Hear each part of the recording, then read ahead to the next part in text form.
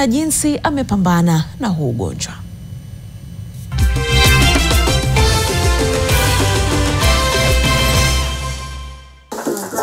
Ruth mwenye umri wa miaka 37 ni mama wa watoto watatu ambaye tunampata akiendelea na biashara yake ya kila siku ya kuuza samaki.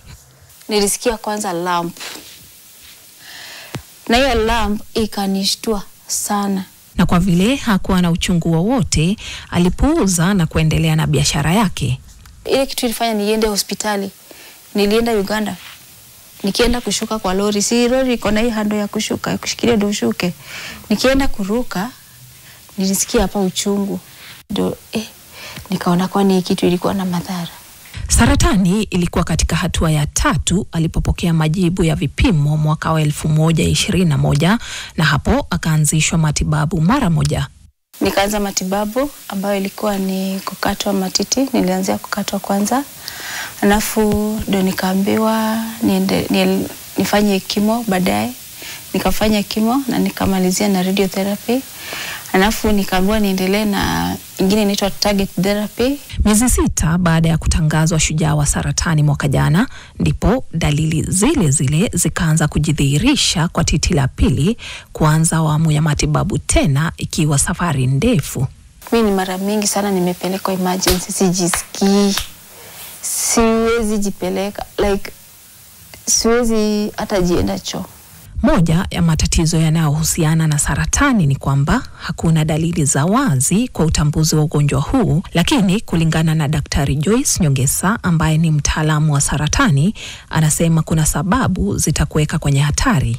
Moja, ikiwa kuna historia ya saratani ya matiti katika familia yako, jinsia, mtindo wa maisha ambao ni uvutaji wa sigara, kunywa pombe kupindukia, unene kupita kiasi, lishe isiyofaa, umri, kupata mimba katika umri mkubwa na kutonyonyesha vizuri, na wale wanaotumia hormone replacement therapy. Ni vizuri uelewe matiti yako. Suddenly, yani kwa ghafla unaona matiti kwa muda wa wiki 2, 3 inaanza kunenepa kushinda ingine, ngozi inabadilika, unafikiria ni kama umedungwa mashindano kwa titi, kuwa na uvimbe ndani ya matiti, pia kuwa na pale mtoto ananyonya inajivuta ndani. Ni vizuri ukaone daktari sababu inaweza kuwa dalili ya saratani.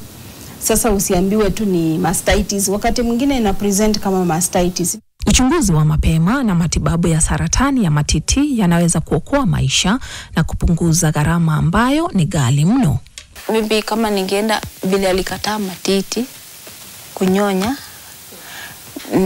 maybe singekatwa hiyo matiti. The time tunasema miaka 35 kwenda juu, ni vizuri wafanyiwe mammogram kuangalia. Sababu ingine haitapatikana kwa kuangalia tu, kupima na mkono. Ingawa serikali inajitahidi kupigana na saratani, bado Ruth ambaye sasa amemaliza matibabu mwaka huu, anasema kuna mambo yanafaa kuzingatiwa haswa katika hospitali za rufaa. Mashini moja hospitali, KU moja ya radiotherapy.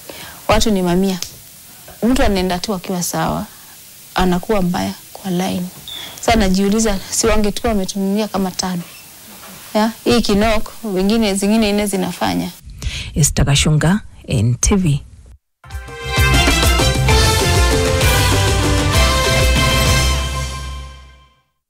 Na asante sana Esther kwa kutufahamisha